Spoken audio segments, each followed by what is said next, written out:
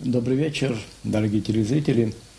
Это лето прошло под эгидой президентских выборов в Абхазии, но, наверное, второй по значимости темой, обсуждаемой в последние месяцы, это был новый предстоящий договор между Россией и Абхазией, его опасности, его возможности. Было очень много дискуссий на эту тему, поэтому мы решили сегодня посвятить передачу вот этой теме.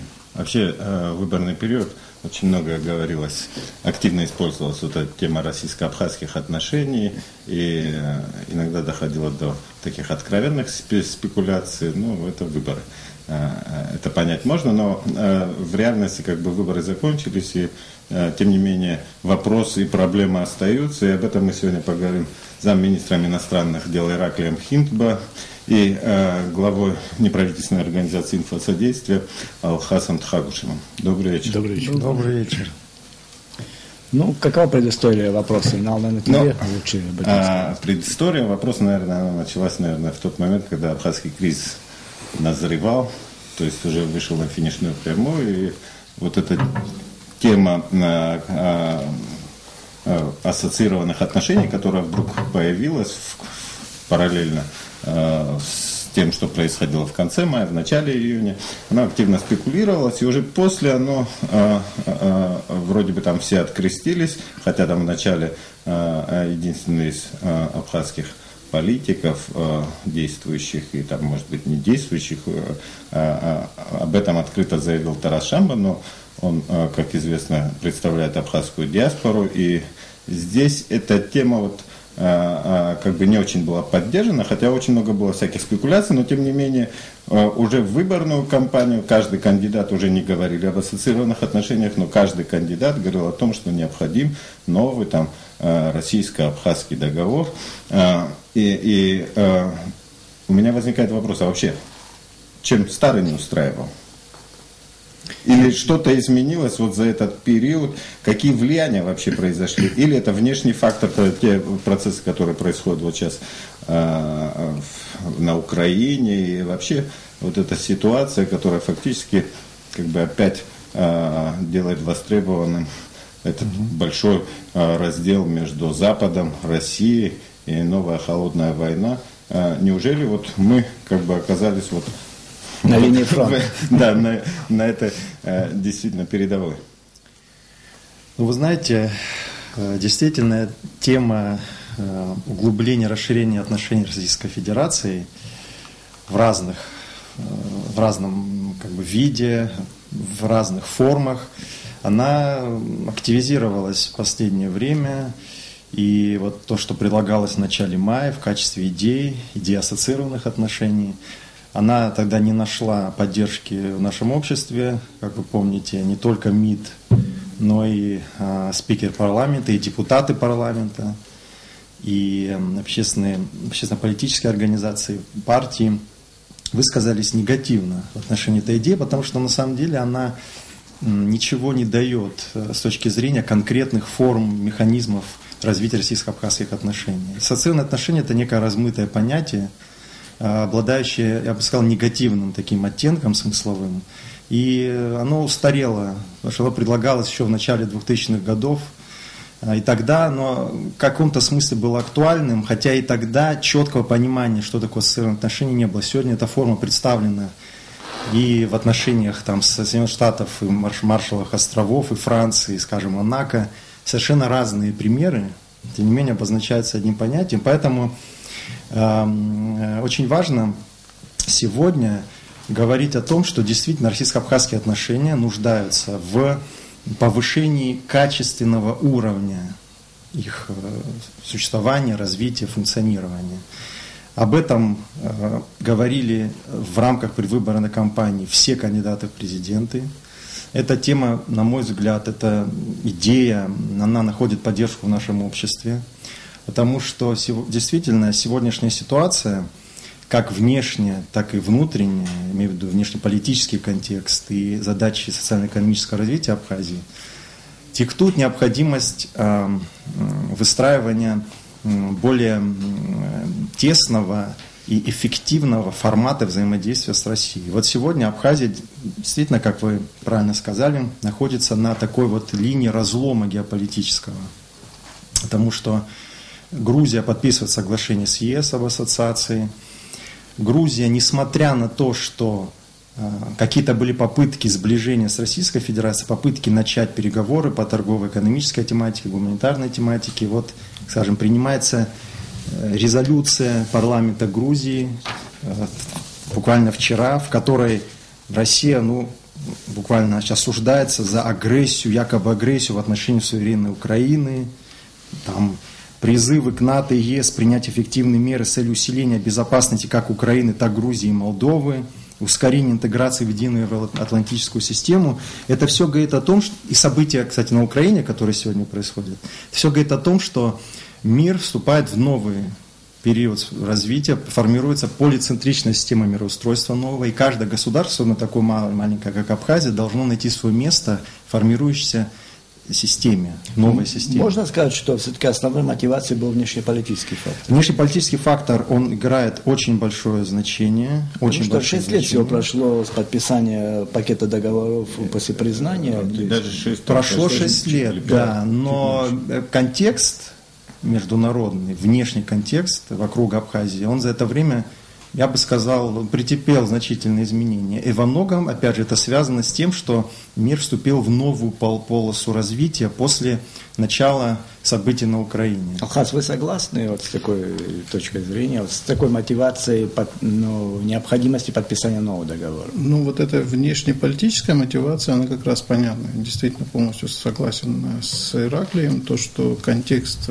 стремительно меняется, и события на Украине, и ряд других вопросов. Но, в общем-то, я не скажу, что мы раньше не были на этом изломе. Просто сейчас все как-то стало больше выпячиваться, и сейчас ситуация, конечно, обостряется, мир меняется динамично. И вот этот внешнеполитический контекст, я считаю, что как раз и должен быть доминирующим. Да, доминирующим. И там, конечно, понятно, что должна быть какая-то, мы должны нащупать какую-то форму, да, которая бы отвечала этим новым вызовам. Но вот я как раз бы и разделил вот этот момент внешнеполитический и внутриполитический. Вот что касается вопросов внутриполитических, вопросов социально-экономического блока и так далее, здесь, конечно, я считаю, что Абхазии нужно понимать нам, что Абхазия все равно так или иначе у нас будут асимметричные отношения. То есть Россия – это огромная страна, это крупная держава мировая, и, в общем-то, понятное дело, что какая-то асимметрия будет присутствовать. Другой вопрос – где должны быть обозначены какие-то линии, да, за которые мы не можем пойти, потому что есть тоже понятие национального абхазского интереса, и оно никуда не делось. И мы знаем, что за короткую послевоенную историю 20-летнюю были очень серьезные моменты, когда при Владиславе Арзебе, например, или при Сергее Багапше. Да. Эти красные линии при Владиславе Арзебе точно были. Да. А вот сейчас, есть ли вообще эти красные линии?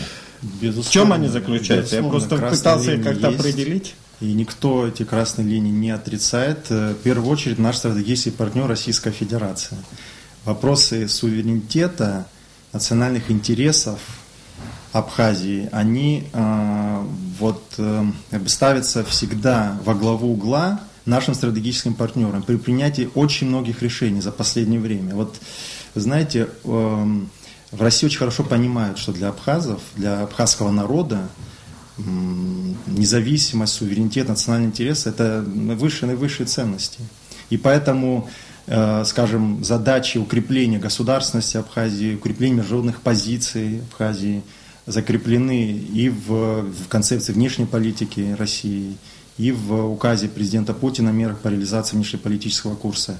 Да и в принципе все те, скажем, программы развития, которые, план социально-экономического развития, иные формы поддержки Абхазии, которые реализовывались за последние годы, они были нацелены на то, чтобы все-таки создать в Абхазии соответствующую инфраструктурную среду и институциональную среду, которая должна была бы помочь нам быть более самостоятельными экономически, более эффективными. И вот то, что все-таки как бы за последние годы вот эти программы, они действительно привели к определенным результатам в плане развития социальной инфраструктуры. Мне кажется, это отрицать нельзя. Очень многое построено. В этом году только 50 объектов вводится в эксплуатацию. Это серьезные цифры. Это несомненно. Но необходимость запуска, вот то, что называется мотора внутреннего развития Абхазии, она стоит сегодня на повестке дня. И вот тот новый договор, который планируется, о котором заявил избранный президент Хаджимба после встречи с Владимиром Путиным, о том, что будет подписан такой договор.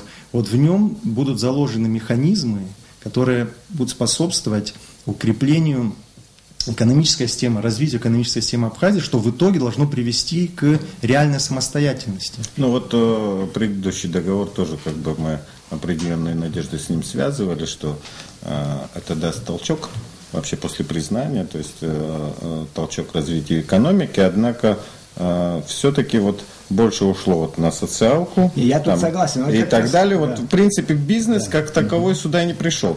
То есть те, которые пришли вот на такой волне в 2008-2009, потом они тихо-тихо свернулись, думали, что мы сюда вообще пришли. То есть это была такая ситуация. Не только экономических. Вот, кстати, ты хорошую тему задел в том смысле, что, может быть, мы тот договор 2008 года, несколько пакетов договоров, вот мы сейчас необходимость его ревизии, кроме внешнеполитического фактора, может было еще то, что сама суть тех договоров тоже, может, имела какие-то, ну, если не изъяны, то, по крайней мере, она не так широко обсуждалась, как сегодня обсуждается новый договор. Алхаз, как вот... Ну, мне кажется, поэтому естественным образом необходимо начинать перед тем, как вообще подписывать новый договор, дискуссию, вообще осмысливать этот период, когда были подписаны эти договоры. Все же времени не так мало прошло. Не так много, 6 лет. Там они были подписаны тоже на 25, на 50 лет. Ну да, я понимаю, но все же мы можем проследить, что реально сработало, что не сработало. Я так понимаю, цель основная власти в России и в Абхазии, когда они обсуждают этот вопрос, это усилить те успешные моменты, которые там присутствуют. Например, действительно нельзя отрицать, что было очень много сделано в плане инфраструктурных проектов. Но вот этот элемент как раз того, что нам нужен внутренний движок, нам нужно внутреннее развитие. И вот Инал сказал по поводу бизнеса, который не пришел. Но я еще скажу по поводу бизнеса, который не вполне поднялся здесь, наш внутренний бизнес. То есть нам нужно думать о том, как развивать реальный сектор экономики. Вот. И вообще, в принципе, если посыл как бы был этой предвыборной кампании, как минимум та команда, которая сейчас пришла к власти, серьезно и настойчиво озвучивала этот момент, критикуя как бы прошлую власть, что необходимо опираться прежде всего на свои силы. Вот я думаю, как раз этот посыл, я надеюсь, очень он будет там главным. То есть нам нужно понимать, что бесконечно, вечно никто никого кормить не может и не должен. Да? И мы не должны как бы здесь у себя, то есть отдавая должное Российской Федерации, говоря спасибо, мы должны понимать, что мы все же, нам дают возможность встать на ноги. Но мы должны когда-то встать на ноги. Мы можем бесконечно там как бы на четвереньках. То есть этот контекст, он все же должен меняться в пользу того, что в конце концов наш союзник должен в нас увидеть уже как бы повзрослевшее государство, которое на свои нужды какие-то текущие, например, зарабатывает. Но это им тоже нужно, чтобы они готовы к признали страну, которая... А вот это я как раз и задаю этот вопрос. Готовы ли сами мы готовы к этому, потому что я смотрю, что нам нравится. Мы уже, в принципе, привыкли, что там есть определенный социальный пакет, который предоставляется Российской Федерации. То есть те же вот эти проекты, те же больницы, тоже как бы в рамках этого социального проекта. И пенсии, те, которые повышаются сейчас, то есть, опять же, как бы я этого договора не видел, я как понимаю, в реальности в природе пока нет, просто обговариваются какие-то сроки. Да, и о том, что говорится, что зарплата там как бы будет почти приравнена к российской и так далее. То есть вообще какие мы стимулы получаем? Вот в этом не успокоит ли нас, вот как вот нам дали эту зарплату, мы сели и думаем, ну все хорошо, теперь нам уже точно как бы ничего делать не надо. Какой график принятия в этом? Есть ли у нас вообще какой-то анализ вот в самом правительстве, я не знаю, может быть на экспертном уровне, вообще чего мы собственно хотим? Для чего? Что там, просто вот там подняли зарплату, да, это все хорошо, конечно. Я понял, если я вот перейду к этому, это очень важный вопрос. Вот, говоря о сроках, но могу сослаться на высказывание избранного президента Рауля Хаджиба, который сказал о том, что до конца года, скорее всего, этот договор должен быть принят. Потому что, на самом деле, если уж начинать новый формат, запускать его взаимоотношения, то, конечно, чем быстрее это произойдет, тем лучше. Учитывая, что в обществе все-таки есть запрос на модернизацию, есть запрос на улучшение положения социально-экономического, есть запрос на повышение безопасности в широком смысле. Что касается того, что мы хотим добиться, я думаю, что цель и наша, и цель Российской Федерации – это развитая, экономически самодостаточная, защищенная Абхазия, независимая Абхазия. Это цель, которая открыто декларируется и которая, мне кажется, для реализации которой вот эти новые идеи предлагаются. На самом деле, у нас очень широкая нормативно-правовая база с Российской Федерацией. Подписано на сегодняшний день 84 двусторонних договора. 84. Да. Но часть, я как знаю, так мы и не увидели. Ну, они не все, они, может быть, в одинаковой степени задействованы сегодня. Но вот то, что предлагается... Я извиняюсь, они в открытом доступе или какая-то часть? Нет, они все в открытом доступе. Просто, к сожалению, из-за того, что за не очень высокого уровня информационной информатизации, информационной прозрачности нашей, мы не всегда успеваем это размещать и так далее. Должно быть, конечно, все в открытом доступе. По крайней мере, на российских сайтах вы можете все это прочитать, на сайте правительства и так далее. Речь идет о чем? О том, что надо углублять направления, которые, в принципе, уже так или иначе действуют, но их надо вот как бы собрать в рамках одного договора, вот это наше стратегическое партнерство, о котором мы говорим, и предусмотреть меры по углублению, расширению и качественному повышению партнерства, сотрудничества в этих конкретных областях. Речь идет об оборонной сфере, создании так называемого единого контура внешней безопасности. Здесь надо просто, мне кажется, чтобы не было опасений у нашего общества относительно того, что Абхазия теряет армию или Абхазия теряет Министерство обороны. Этого не произойдет, об этом речи не идет. Речь идет о создании некой национальной такой как бы структуры объединенного командования и объединенной группировки войск. Скажем, эта модель функционирует на примере ОДКБ, эта модель функционирует на примере России, Белоруссии. Эта модель функционирует, вот сегодня, скажем, совсем недавно объединенная создана дивизия США и Южной Кореи. То есть речь идет о чем? Речь идет о том, что надо защитить внешний контур Союза России и Абхазии, внешний контур, для того, чтобы иметь возможность облегчить и упростить режим на российско-абхазской границе. А это необходимо сегодня для того, чтобы Абхазия развивалась. Для инвестиций, для притока туристов. Тут и психологический эффект, и какой угодно эффект. Мы подписали с Россией соглашение о режиме торговли товарами, вводящий беспошлинный режим торговли, там, за исключением ряда изъятий по некоторым товарным позициям. Вот чтобы он эффективно работал, чтобы гармонизация таможенного законодательства происходила, технического регулирования. Другие вопросы. Это все очень важно сегодня для Абхазии. Понимаете, нельзя оставаться закрытым государством и развиваться. Сегодняшняя задача 21 века – это интеграция. Это все понятно. Изоляционизм нам вреден для Абхазии. Да, я абсолютно согласен со всем. Вот я хотел бы вовлечь тоже, может, еще чуть больше Алхаса и сказать, нет, все было очень интересно и актуально. Я просто какое замечание хотел сделать.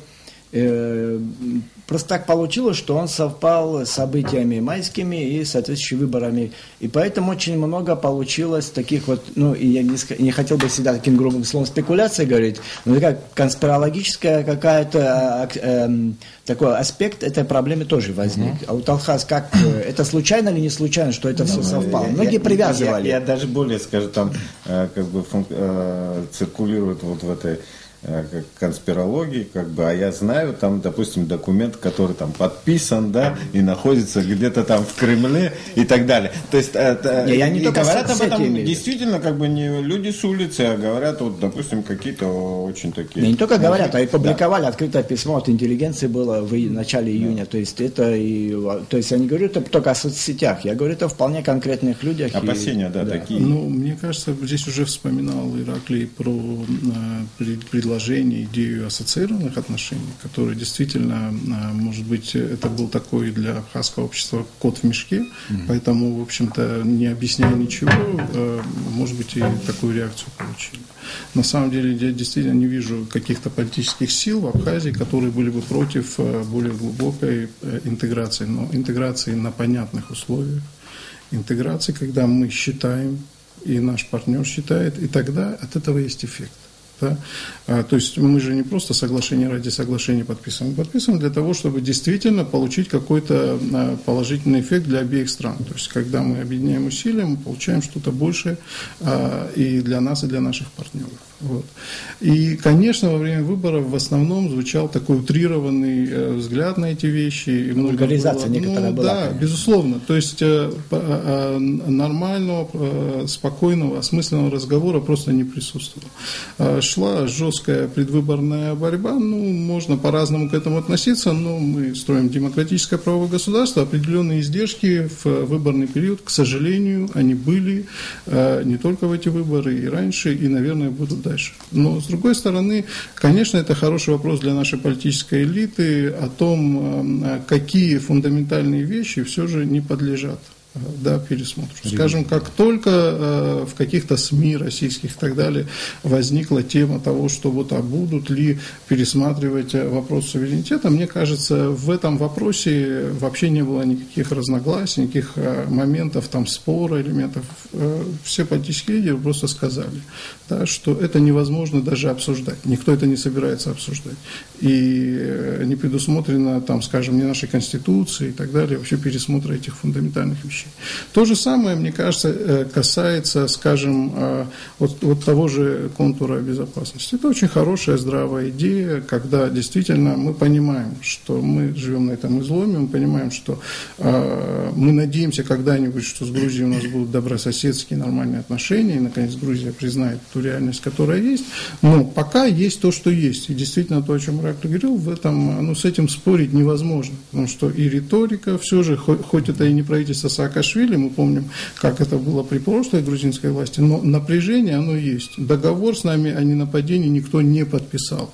Гарантии нам со стороны Грузии никто не дает. И в этом контексте мы не можем игнорировать те вызовы, которые сегодня существуют, и которые обострились и усилились для нас. Но вот как раз касаясь части, связанной с таможенными делами и так далее, вот то, что дает этот контур. Контур дает, предположим, нам безопасность. Это уже очень важно. А вот что касается, там, скажем, вопросов таможенного регулирования, вхождения и так далее, я здесь хотел бы просто обозначить какой момент. Мы видим, как происходят эти интеграционные процессы между Белоруссией, Россией, например, Казахстаном. 3 страны, которые реально наполняют содержанием Евразийский союз. Я скажу, что мы постоянно видим, что какое-то напряжение возникает. То есть там получается так, что там Беларусь что-то отстаивает, какие-то свои позиции, Казахстан отстаивает, Россия отстаивает. То есть совершенно, понимаете, там нет такого благодушия, что это в Евросоюзе то же самое. Да, совершенно верно. У каждого есть свои интересы. Одни страны более аграрные, другие более промышленные. Но есть страх, что мы не отстоим свои интересы, или почему Нет, страхи это одно. Я бы хотел все же, чтобы мы от страхов переформатировали наши страхи в реальные вопросы для обсуждения. Потому что, честно говоря, страхи, вот эти фобии, которые мы вбрасываем, это очень контрпродуктивно. То есть выборы прошли. Кто на кого мог какие ярлыки навешать, уже навешал. Что сейчас делать? Это все слетело. Вам кажется, что это только предвыборная риторика была, когда я считаю, что... была мысль, что Анкваба чуть ли не инициировалась с Москвы, его смещение, из-за того, что он не захотел Ибрагим, подписывать. я, честно говоря, не сторонник каких-то конспирологических вещей. То есть я понимаю так, что реально, да, какие-то моменты намеренно утрировались. Да? То есть сейчас мы имеем некий контекст, при котором вот есть избранная власть, но все политики, которые шли во власть, вот Инал об этом сказал, мы же это видели, да, все сказали, что мы за, то есть Кишмария, Бжания, Хаджимба и да, все вчетвером хором сказали, мы хотим, чтобы этот договор появился. При этом не особо, как бы, может быть, объясняя, но в большей степени объяснял какие-то тезисные моменты там Рауль Хаджимба, да, но в принципе все согласились с этой формулой. Для меня вопрос заключается в чем? Что мне кажется, в этой ситуации, как раз с таможней, например, с экономикой, да, что мы должны сделать? Мы должны попросить наших российских партнеров, да, начать считать. Да, должна быть, то есть, извините, но это такая вот простая арифметика, да, калькулятор, ничего личного. То есть мы что-то теряем, что-то приобретаем. Я помню, в году, наверное, ну, может быть, лет уже 5 назад Глазьев приезжал сюда, и он говорил, он эту идею достаточно развернуто как бы представлял, здесь один из ведущих российских экономистов, да, на слуху. Он представлял, он говорил, какие выгоды возможны, там была какая-то критика его идеи. Протекционистские меры какие-то предусмотреть в смысле? Ну, не то, что протекционистские, да, конечно, однозначно. Мы вообще, в принципе, должны, Ибрагим, понять. Сначала, мне кажется, команда, наверное, новая, должна представить какую-то стратегию развития страны. То есть, если мы всю нашу стратегию потом будем увязывать, подстраивать под договор, который заключен огромный, это, мне кажется, в этом логики мало. Поэтому, мне кажется, очень важно вот эти моменты все же разделить. Потому что есть вопросы такого горячего характера, связанные с обороной и так далее, да, с безопасностью, которые, конечно, можно... Потому что, мне кажется, рамочный договор сам по себе это рамочный договор. Дальше идут секторальные договора, которые, собственно, это, не бывает такого, чтобы один документ в себя включал все. Если можно, вот я хотел по поводу прозрачности границы и снятия неких барьеров, таможенных в том числе.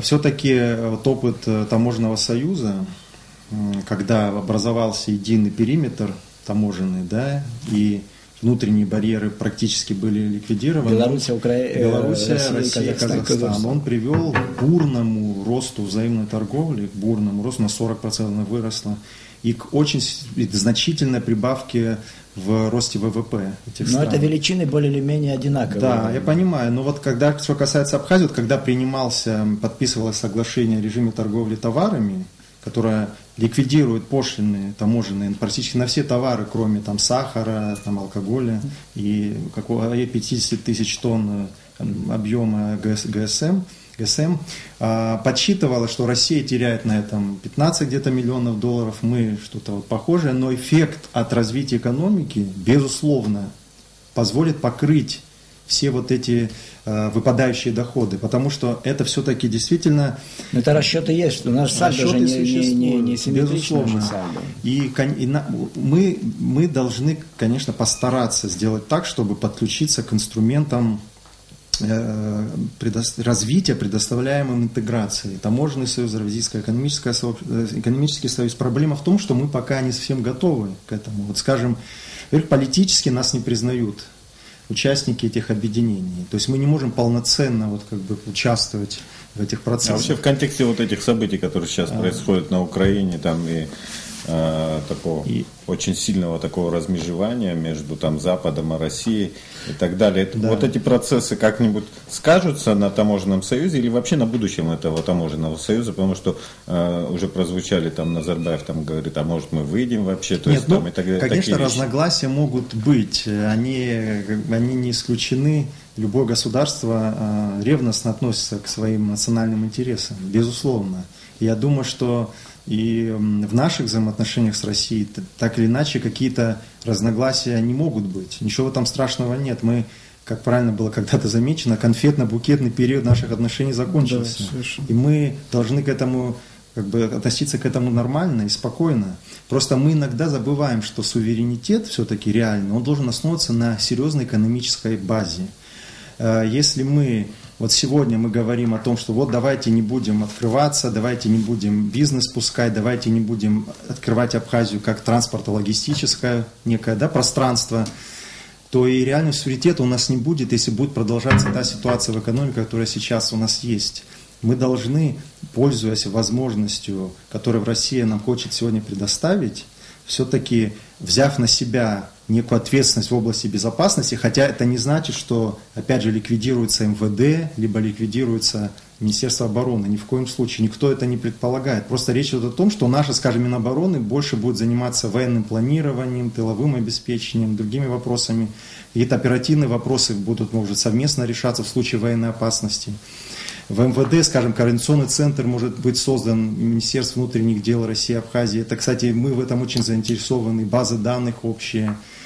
Но сейчас тоже есть определенность. Да, но это должно как бы все укрепляться. Да. Вот опять же, те нормы социальной поддержки, повышение их до более-менее до российских стандартов, это позволит как-то даст нам, и опять же, создание институциональной среды для развития бизнеса в Абхазии, что очень важно. Верховенство закона, вот эти все принципы, нормы, скажем, инвестиционной деятельности, защита инвестиций, вот то, чего нам не хватает. Вот мы сегодня страна, чтобы быть суверенной, она должна быть открытой в сегодняшних реалиях. Открытость это равно суверенитету. Да, но очень интересную вот вещь сказал Талхас в том смысле, что мы должны свою модель иметь представление о ней, развития экономической, которая никак не будет конфликтовать с этими договорами. И доминировать она должна. Другой момент. Как это мы успеем в это все? В другой конец Европы заеду. 18 сентября в Шотландии пройдет референдум о независимости. Ты куда он заедет? И год назад я там был. И вот меня что поразило, с кем не встречался, с политиками, а сейчас в Шотландии там у власти националистическая такая партия, и при этом я вот как бы обычно представляешь националиста, который рубаху на себе рвет там, и там вспоминает, да, там реки, моря, пролитой кровью, нет, ничего подобного. Они каждый сидят и считают с калькулятором. То есть сперва английское правительство, британское правительство представило свой талмуд такой, почему невыгодно, да, Шотландии отделяться от Британии, чисто экономическое обоснование. И потом уже правительство Шотландии тоже выставило еще больше вдвойне. То есть там такой расчет. То есть они сидят и считают уже на перспективу, да, там в любую область, куда ни ткни, у них везде есть как бы расчеты, где как пойдет. Это инструментарий, но в основе идеология, и волос в голове. Нет, идеология, да, есть. Без идеологии не было бы этого. Но, с другой стороны, я вот смотрю, у нас все время вот как-то вот есть вот тезисное понимание проблемы.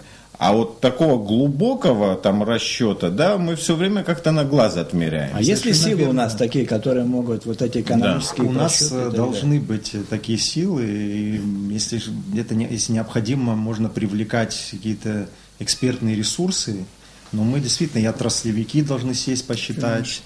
И все, то есть должны быть некие вот группы создаваться по анализу тех или иных вот направлений нашего взаимодействия. В особенности это касается вот вопросов, скажем, повышения стандартов социального обеспечения. Как это сделать, какие инструменты реализовать, чтобы граждане Абхазии имели возможность подключиться, скажем, к российским инструментам медицинского страхования, чтобы это, с другой стороны, не мешало, как бы не входило в противоречие с тем, что это все-таки гражданин Абхазии, да? То есть здесь нужно, чтобы специалисты сели и посмотрели, и посчитали. Я думаю, что это обязательно будет сделано, потому что иначе такие вопросы решать просто невозможно. Не просто специалисты, мне кажется, с одной стороны, этот процесс обсуждения на экспертном уровне должен быть начат. Если есть желание, я так понимаю, желание, политическая воля с обеих сторон есть форсированно продвигать этот договор, значит, эту работу уже должны начать. И разные публичные площадки после того, просто какие-то многие вещи, там, конференции, я не знаю, круглые столы и так далее, когда какой-то продукт наработан, когда посчитано что-то, это все в доступной форме должно быть презентовано обществу, людям. Потому что, честно говоря, один момент, это технически, когда экспертно там по секторам и так далее все посчитали красиво, и действительно действительно здесь сказали, да, вот это нужно, это, может быть, стоит подождать и так далее. То есть в этом смысле я не думаю, что кто-то действительно против тезиса того, что наше общество и наше государство должно быть достаточно открыто. Да? Но при этом, если есть какие-то болевые точки, действительно, которые проистекают от, скажем, от нашего непризнанного, не всем миром признанного статуса, скажем, вопроса там, конфликта имеющегося, ну, вот мы говорим там о двойном гражданстве, есть там болевые точки, которые объективно существуют, и мы их не можем обойти, такова политическая реальность, да? Вокруг Абхазии. И здесь важный момент, чтобы наш гражданин, живущий в Абхазии, понимал, что завтра, когда, то есть, понимаете, одно дело там всякие эти макро, микроэкономические эффекты, я, честно говоря, не экономист, да. И мне это вот все как бы, это все очень интересные как бы вещи, теория, там практика, но я хочу знать, как на моей реальной жизни, когда я перехожу границу, вот вы мне, дорогие политики, эксперты, объясните. Я думаю, что посыл от нашего общества будет именно такой. И если будет достаточно воли, ну я считаю, что это нормальный процесс. В любой нормальной цивилизованной стране такие вещи объясняются. И более, находятся слова, понятные людям, понимаешь, чтобы не экономические термины. Какая есть еще бест? Это огромная Россия, у которой, может быть, складывается подобное отношение там, с губерниями, с краями и так далее, с отделами, но это все равно тоже даже для нас все равно несоизмеримой величины. То есть Россия тоже ищет модель взаимоотношения, вот казалось бы, с очень маленьким, но очень важным для внешнеполитического имиджа страны модель сосуществования. Безусловно, вот я вот соглашусь с этим тезисом. Для России это тоже некая вот такой проект, да, который должен быть успешным. Да, Россия в этом заинтересована, ведь мы прекрасно знаем, что модернизация и развитие, в том числе политическое, многих стран, скажем, стран Центрально-Восточной Европы, без внешней поддержки не могла бы осуществиться. Да, скажем, там речь шла реформы, да, в Европейском Союзе. Здесь Российская Федерация. Вот это такой проект модернизации Абхазии, который Российская Федерация реализует, и мы должны, конечно, быть проактивными, мы должны быть профессиональными, мы должны понимать, что, как я уже говорил, Россия все-таки, ее намерение России это выстраивать отношения с Абхазией как с равноправным партнером. Но очень много в этой ситуации зависит от нас. И вот когда кто-то говорит, что это похоже на модель центр, субъект, федерация или что-либо еще, это, конечно, совсем не так. Скажем, если говорить о тех идеях, которые лягут, скорее всего, в основу нового договора, то, скажем, внешняя политика, которая является одной из ключевых суверенных прерогатив любого государства, она остается абсолютно независимой, и Россия оказывает нам сегодня, на самом деле, колоссальную поддержку в реализации нашего внешнеполитического курса. Без России бы мы мало что могли сегодня сделать, а все-таки так или иначе Абхазия, ее внешнеполитическая деятельность, она заметна достаточно для государства, которое не обладает широким международным признанием.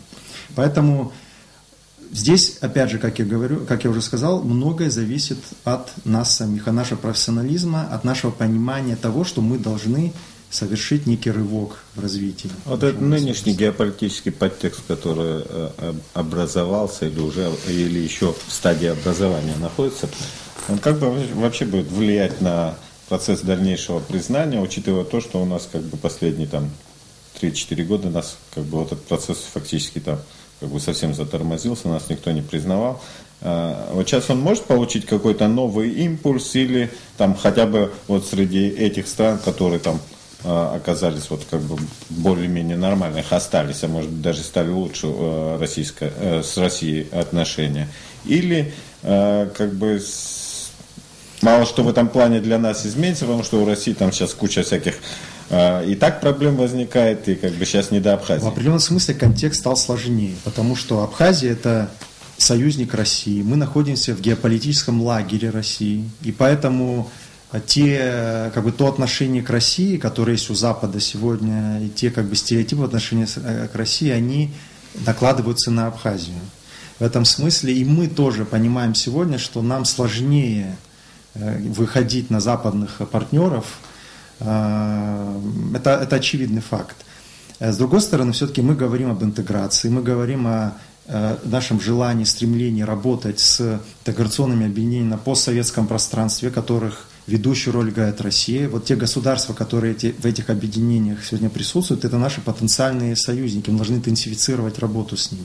Но самое главное, вот внешняя политика, она всегда легче, приятнее и эффективнее представлять государство развитое, сильное, более-менее самодостаточное, чем государство слабое, которое не может реализовать своих обязательств.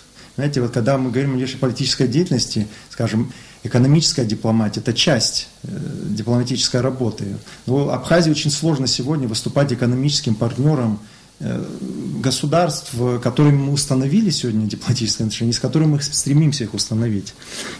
И так далее. То есть Абхазия, потом иногда просто не хватает финансовых ресурсов для осуществления внешнеполитической деятельности. Бюджет МИДа смехотворен, а эта работа требует серьезных вливаний.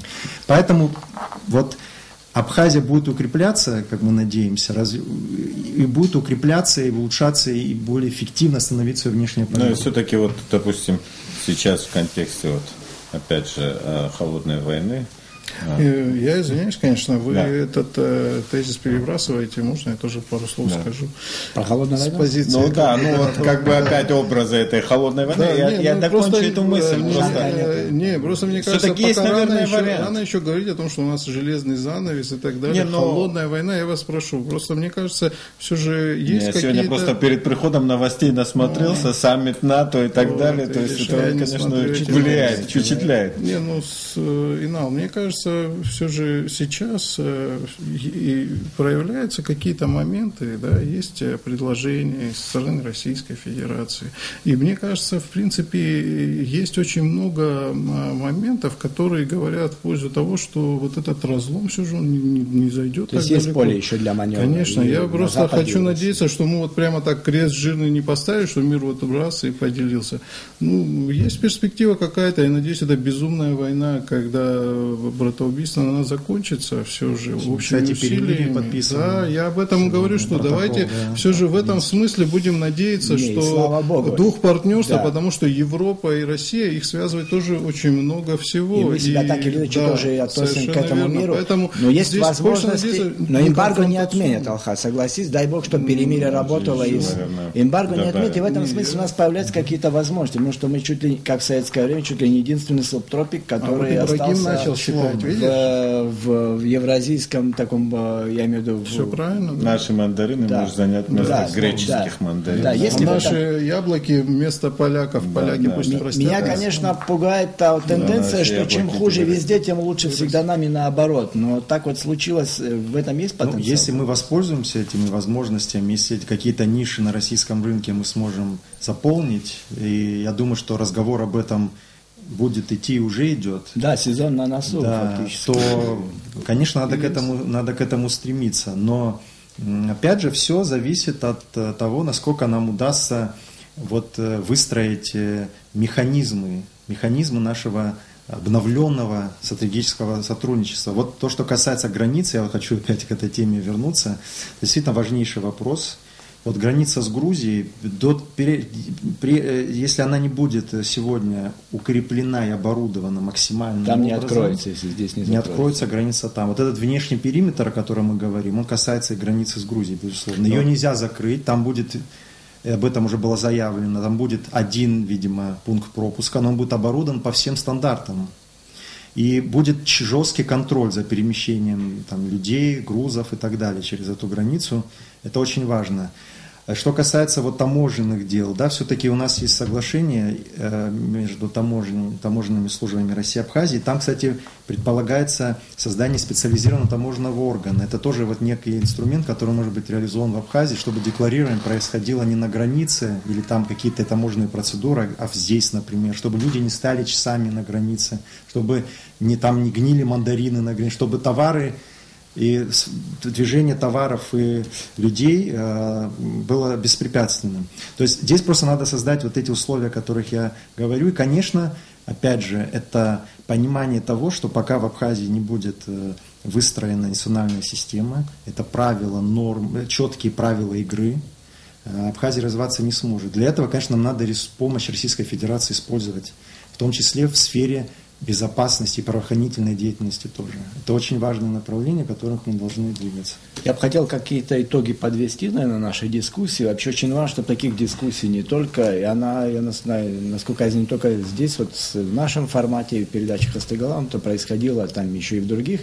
Но очень важно, у нас очень мало времени и очень большие задачи. Мне кажется, очень важно сейчас всем напрячься и всем свою лепту внести вот эту двуединую задачу, то есть сделать модель собственного развития, которая никак не противоречила бы, и наоборот, может, даже перезапуск произошел российско-абхазских взаимоотношений, поэтому вот как бы вот суммировать сегодняшнюю нашу беседу, я не знаю, Алхаз. Ну, я думаю, что вот этот посыл открытого разговора и реальной работы, понимаете, вот чем больше этой бузы, вот этих утрированных каких-то страшилок, тем меньше вот мы узнаем, вот, что объективно происходит. И когда есть, я очень много, например, вот спасибо Ираклию, он конкретные какие-то вещи говорил, я узнал, там, скажем, сколько соглашений. Там, какие форматы вот этих? Форматы придуманы должны... в мире уже давно все, да. Ну, у нас есть экспертные какие-то, да, вот Центр стратегических исследований и так далее, есть Академия наук, я не знаю, есть ли у них, да, университет, то есть академическая среда, конечно, экспертная среда должна по максимуму быть включена в этот даже процесс. Гранты какие-то дать, вот эти краткосрочные, чтобы... Конечно, ну, пусть люди реально, то есть нам нужно опираться на реальный анализ, нам нужно опираться на реальные цифры, и нам нужно, чтобы под итогом всего этого была ясная, открытая картинка, потому что сейчас, не произведя этот анализ, мы можем те минусы, которые у нас были, те ошибки, которые были, мы их опять закладываем в новый договор, и через 5 или 10 лет мы опять будем обсуждать, что нужно было бы. Но вот сейчас есть хороший шанс переформатировать и убрать эти моменты. И я не думаю, что эти новые возможности должны нас изначально пугать. Там есть сложные моменты, мы должны их обсуждать. Например, есть момент, скажем, жилья.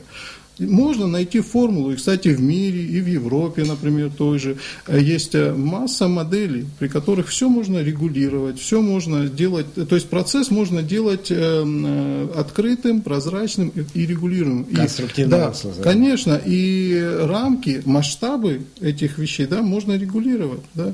То есть, в этом смысле, если мы, конечно, боимся того, что есть вот эти страхи, которые присутствуют, что все скупят и так далее. Ну, с такими страхами, конечно, мы далеко не уйдем. Но понятно, протекционизма нужен, конечно, и в экономике, и в военной сфере. Мы должны хитрые, умные механизмы включить, например, сделать так, что вот в этой сфере у нас будут такие-то ограничения. Предположим, 5 лет, потом посмотрим, пройдет эти 5 лет, пройдут, может быть, сами страхи, сами угрозы уже не актуальны. То есть мир же меняется, и жизнь внутри, самое главное, о чем вот... Может даже мораторий ввести на какие-то вещи, где может там очень большие страхи. Но самое главное, это то, что мы должны свое внутреннее развитие обеспечить. Если мы сами, или этот договор, в общем-то, этого развития не будет, экономического, социального, то, что мы тогда будем из себя представлять? Тогда... Стагнация. Конечно. И мы там превратимся, предположим, в очередной дотационный регион России, но с независимым статусом. Конечно, мы этого не хотим, и я уверен, что наши партнеры не хотят. Но для этого нужно много работать. Вот и все. То есть эти же форумы, которые у нас часто происходят, я имею в виду российско-абхазские, немного вот таким с налетом конфетно-букетным. Их нужно сделать более зубастыми, более практичными, потому что вот это, знаете, хорошая картинка, это, конечно, здорово, когда мы друг другу... То есть там, мне кажется, да, я согласен, тоже какую-то нотку критики, хорошо, что они проходят, но смысловая нагрузка другая должна быть. Там, конечно, должны обсуждаться реальные, конкретные вещи. Там не скажу, что не обсуждаются, но много очень воды, к сожалению, по тем материалам, что есть. Но те, которые эксперты, скажем, приезжают и конкретные вещи говорят, это всегда очень интересно, это всегда обсуждаемо и так далее. Но нужно наполнять содержание. Большой потенциал есть от наших студентов, и уже не студентов, специалистов, которые тоже в России, даже на Западе находятся, может их тоже привлекать. Но я говорю, очень важно, раз короткие сроки и огромные задачи, все-таки более реально подходить. Гранты, эксперты, планы, обсуждения, вынесение потом в более широкое обсуждение и так далее. Очень важно вот эту дорожную карту все-таки, и очень важно будет в этом смысле работа МИДа, конечно. Безусловно. Я согласен с тем, что действительно должно быть обсуждение этих и других вопросов, и должны сниматься опасения, которые могут возникнуть у наших узловые граждан, какие-то, да, групп различных общества, опасения, связанные с приобретением жилья, владением оружия, там много есть моментов. Да, безусловно, эти опасения должны сниматься. Но здесь важно все-таки разделять мнимые угрозы суверенитету от реальных угроз. Мне кажется, низкая эффективность труда в Абхазии – это больше угроза суверенитету, чем право, скажем, приобретать собственность, определенную собственность иностранными гражданами в Абхазии. Вот на мой взгляд. Потому что никто Абхазии не поможет стать эффективным самодостаточным государством, если мы сами не поймем, что мы должны стать таким государством. Это наша задача. Никто в России, кстати, не заинтересован, естественно, в том, чтобы вечно финансировать Абхазию. Россия заинтересована в том, чтобы Абхазия была ее союзником, суверенным, самодостаточным государством, которое будет на внешней арене, на уровне взаимодействия политического, на уровне гуманитарных человеческих связей, которые между нами есть, выступать эффективным таким вот партнером. Это очень важно на самом деле. И как вот Талхас с вами абсолютно согласен, мы должны работать. Мы должны понимать, что разговоры о суверенитете вот бесконечные и такие вот утрированные, они не помогут защитить наш суверенитет. Наш суверенитет защитит наше понимание того, что Абхазия должна быть развитым самодостаточным государством. Эффективная работа. И я думаю, очень важно, чтобы мы все-таки нашли вот в этом большом договоре как бы вот ту цель, которую мы для себя определяем этим большим договором. Что должен дать Абхазии вот этот договор? Для нас важно, чтобы этот договор, а у нас был предыдущий договор, и у нас есть кое-какой опыт, и мы вдруг тоже чего-то хотели, но не смогли так и сформулировать, чего же мы хотели. В итоге мы как бы просто доверились России, Россия нас корми, обувая, одевая, охраняя и так далее и тому подобное, и нас это все как-то очень быстро устроило. Сейчас нам очень важно все-таки через вот этот общий договор и через осмысление его все-таки как бы определить цели. И цель, наверное, должна быть сформулирована в том, что Абхазия должна быть эффективным государством с передовой экономикой, очень как бы и гражданским обществом развитым. То есть у нас очень много чего должны сделать благодаря вот этому, наверное, большому договору, который в каких-то вопросах нам просто как бы закроет дыры, а все остальное много от нас зависит. То есть здесь одновременно как бы очень много вопросов решается не только социальных, экономических и базовых, да, вещей, там, обороны и так далее. Здесь, учитывая то, что мы очень много говорим о реформах, это как бы может быть стать таким толчком для того, чтобы эти реформы пошли более-менее успешно. И для нас это важно как бы не профукать эти два момента. То есть сделать так, чтобы этот договор пошел действительно на пользу, и как бы общество наше получило новый импульс, и реформы, чтобы они в конце концов... Домашнюю работу нужно выполнить. Да, обязательно. Для начала, я насколько понял, подводя окончательные итоги, для начала у нас появился огромный фронт работы для интеллектуальных наших институтов. Есть АБНИ, есть университет, есть фонд стратегических исследований, надо другие, может, группы создать, и которые... Привлечь. Да, и этот мотор надо уже запускать, времени немного. Спасибо вам за беседу, мне показалось, она очень интересная, очень нужная и важная. Я думаю, ее надо говорить почаще и побольше, и с еще большим кругом участников. Дорогие телезрители, спасибо за внимание. Сегодня у нас в эфире был замминистра иностранных дел Иракли Хинба и руководитель неправительственной организации инфосодействия Алхат Хагушев. Спасибо вам еще раз. Спасибо. До встречи. Где?